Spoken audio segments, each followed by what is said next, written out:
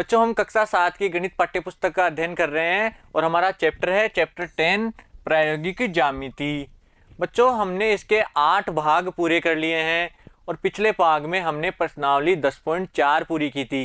और बच्चों आशा करता हूँ आपने वह प्रश्नावली अच्छे से समझी होगी।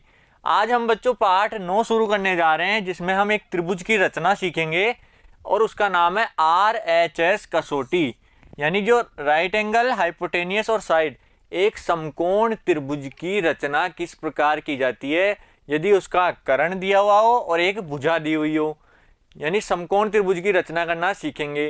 तो बच्चों देखो कैसे करते हैं। सबसे पहले देखो एक समकोण त्रिभुज की रचना करना। हम एक समकोण त्रिभुज की रचना सीखेंगे जब उसके एक पाद भुजा, यानी एक भुजा दी हुई हो, पाद यानी जिसका आधार, पाद होता है आधार को बोलते हैं, किसी भी समकोण त्रिभुज का आधार दिया हुआ हो और कर्ण की लंबाइयां दी हुई हो।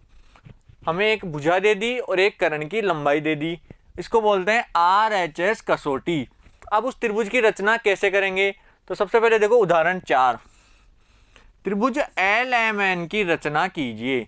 एक त्रिभुज है त्रिभुज LMN, इसकी रचना करनी है जिसमें कोण M समकोण है। कोण LMN यानी जो मिडिल वाला M कोण है वह समकोण है, 90 डिग्री का है, तथा दिया है कि LN भुजा 5 सेंटीमीटर और MN भुजा 3 सेंटीमीटर की है। ठीक है बच्चों, ये दिया हुआ है हमें, तो एक तो भुजा दी हुई है और एक कर्ण दिया हुआ है।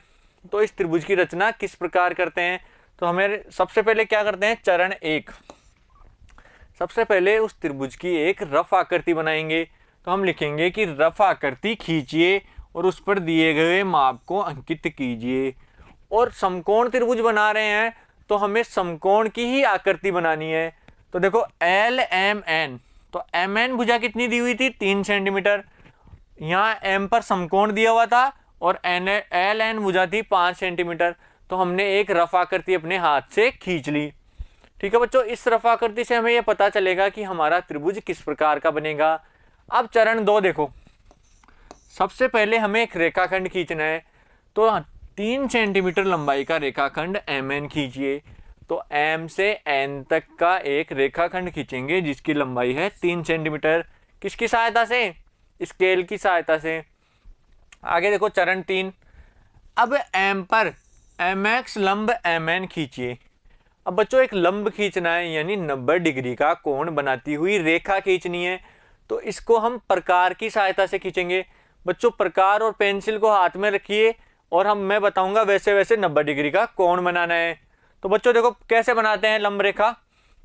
सबसे पहले प्रकार को अपने इच्छा अनुसार, सुविधा अनुसार त्रिज्या जितना खोलना है। तो बच्चों इधर करके देखते हैं, ये लाइन है, इस बिंदु पर हमें लंब रेखा खींचनी है। ठीक है बच्चों, तो सबसे पहले क्या करेंगे, प्रकार को सुविधा अनुसार त्रिज्या जितना खोल लेंगे, मतलब अपने मन से खोल लेंगे कितना भी। फिर क्या करना है, प्रकार की नोक को इस बिंदु पर रखनी है। प्रकार की नोक बिंदु पर रखकर पेंसिल से एक चाप काटना है। ठीक है बच्चों, चाप काट दिया सबने। चाप हमेशा पूरा गोल काटना है। अब प्रकार को हिलाना नहीं है, जितना हमने यहाँ खोल रखा था उतना ही रखना है प्रकार को। अब बिंदु यहाँ पर, इस बिंदु पर प्रकार रखना है, इस बिंदु पर प्रकार रखेंगे और प्रकार को हिलाए बिना यहाँ एक चाप काटेंगे। ठीक है बच्चों, ध्यान रखिएगा, चाप कहाँ काट रहे हैं, यहाँ पर रखकर यहाँ चाप काटा और इस बिंदु पर रखकर यहाँ चाप काटा। ठीक है, समझ गए सब। अब क्या करना है, इन दोनों से ऊपर एक चाप काटना है। इस बिंदु से यहाँ काटा और इस बिंदु से यहाँ काटा, तो यहाँ हमें एक लंब रेखा खींचनी है। तो बच्चों देखो इस बिंदु को इस बिंदु से मिलाते हुए एक रेखा खींच देंगे, तो ये हमारी लंब रेखा आ जाएगी। कितने डिग्री की, 90 डिग्री की। ठीक है बच्चों, ये समझ में आया कि नहीं। और एक तरीका और है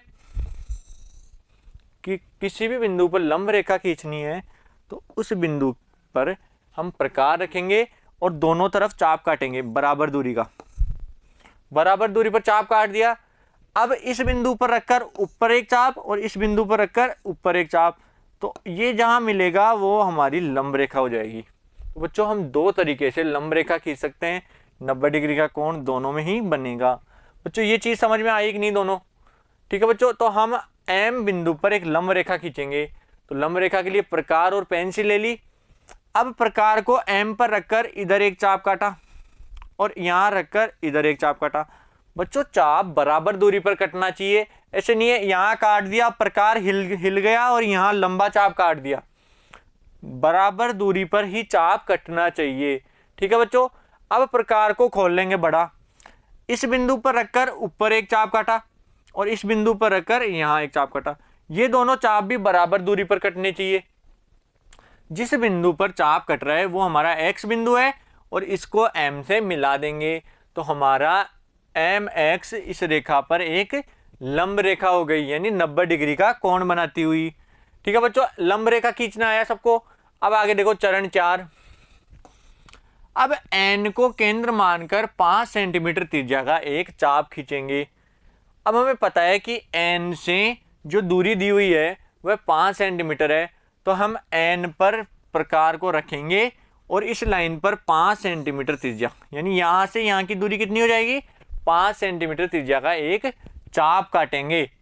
अब L इसी चाप पर होना चाहिए, तो हमारा जिस बिंदु पर चाप कट रहा है वही बिंदु क्या हो जाएगा, L बिंदु। तो देखो अगले चरण में क्या करना है, जो हमारा चाप कटा हुआ है हमारा L बिंदु आ गया, तो L को N से मिला देंगे स्केल की सहायता से। तो L को N से मिला दिया तो हमारा देखो L को रमरेखा MX पर केंद्र N वाले चाप पर स्थित होना चाहिए, अतः L इन दोनों का प्रतिच्छेद बिंदु होगा। L N को जोड़िए, L से N को जोड़ दिया, हमें त्रिभुज LMN प्राप्त हो जाता है। तो हमारा त्रिभुज था ना LMN, ये त्रिभुज हमें प्राप्त हो गया। ठीक है बच्चों, रचना समझ में आई। सबसे पहले रेखाखंड खींचा, फिर प्रकार की सहायता से हमें एक लंब रेखा खींची।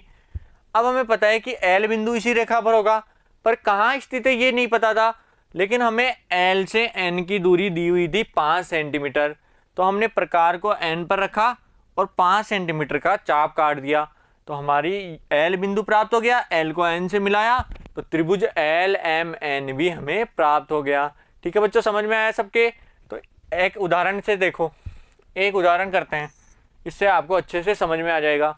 अब त्रिभुज ABC की रचना कीजिए जिसका कोण ABC समकोण है, यानी कोण B समकोण है। ABC की रचना करनी है जिसमें B कोण समकोण है, और क्या दिया हुआ है, AC भुजा 10 सेंटीमीटर और BC भुजा 6 सेंटीमीटर है। ये दो चीजें हमें दी हुई है। तो सबसे पहले क्या करते हैं, हम एक रफ आकृति बनाएंगे। तो हमारा चरण एक क्या हो जाएगा, त्रिभुज ABC की एक रफ आकृति बनाएंगे।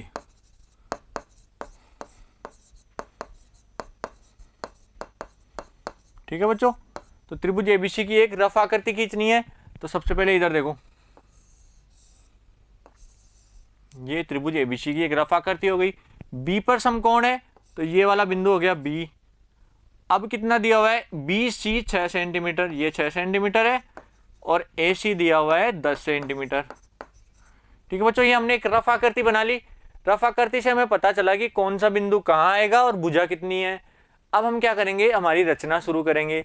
तो हमारा चरण 2 क्या हो जाएगा, रेखाखंड।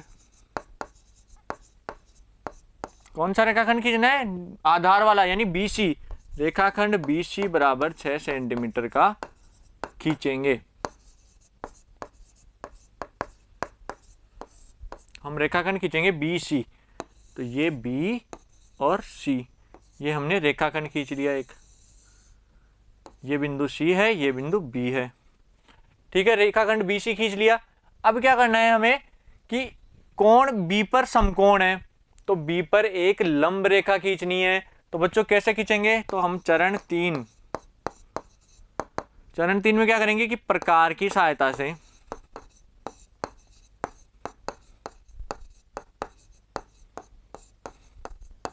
बिंदु B पर लंब रेखा खींचेंगे।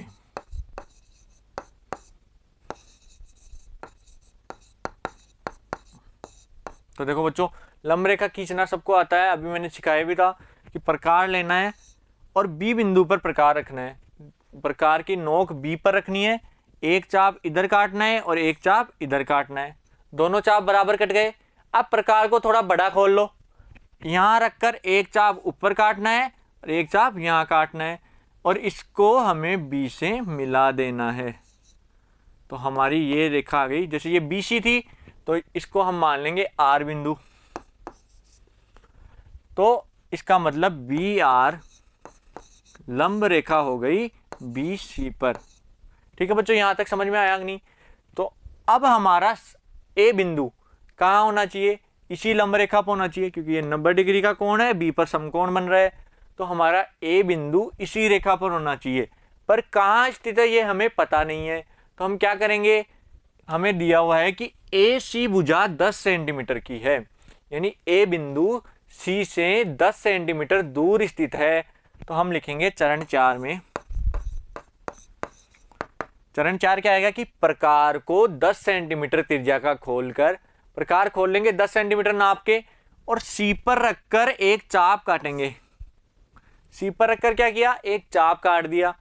तो जहां चाप कटेगा वो हमारा ए बिंदु हो जाएगा। तो अब हम लिखेंगे चरण 4 में कि प्रकार को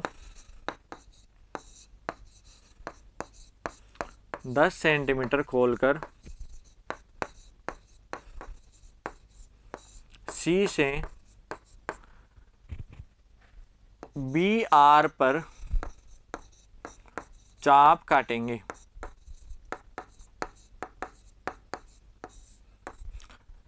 अब चाप जहां कट रहा है यानी प्रतिच्छेद बिंदु है, ये हमारा ए हो जाएगा।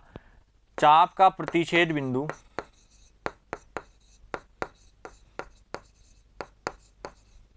बिंदु ही ए होगा। ठीक है बच्चों, चाप का प्रतिच्छेद बिंदु क्या हो जाएगा, ए बिंदु हो जाएगा। अब ए को सी से मिला देंगे। ए को सी से मिलाया तो हमारी बी सी भुजा तो कितनी थी, 6 सेंटीमीटर, और ए सी भुजा आ गई 10 सेंटीमीटर की। तो बच्चों हम क्या लिखेंगे कि चरण 5 कि ए को सी से मिलाएंगे। ए को सी बिंदु से मिला दिया तो हमें त्रिभुज ए बी सी प्राप्त हो जाता है। तो इसके बाद लिखेंगे कि हमें त्रिभुज ए बी सी प्राप्त हो गया है। तो बच्चों समझ में आया कि नहीं, हमने त्रिभुज एबीसी की रचना किस प्रकार की? सबसे पहले रेखाखंड बीसी खींचा, फिर बी पर एक लंब रेखा खींची प्रकार की सहायता से। अब सी से ए बिंदु 10 सेंटीमीटर था तो प्रकार को 10 सेंटीमीटर खोलकर इस रेखा पर एक चाप काटा। जहां चाप कटेगा वो ए बिंदु आ जाएगा और ए को सी से मिला दिया तो हमें त्रिभुज एबीसी प्राप्त हो जाता है। बच्चों ये रचना समझ में आई और उदाहरण भी समझ में आ गया होगा। ठीक है बच्चों, तो आज हमने एक त्रिभुज की रचना करना सीखा जिसमें एक समकोण दिया हुआ है, उसका कर्ण दिया हुआ हो और एक आधार दिया हुआ हो। ठीक है बच्चों, तो अच्छे से समझ में आया होगा और कोई कंफ्यूजन है तो आप वीडियो को शुरू से दोबारा देख सकते हैं। ठीक है बच्चों, तो अगले भाग में हम देखेंगे प्रश्नावली 10.5 के प्रश्न। Thank you.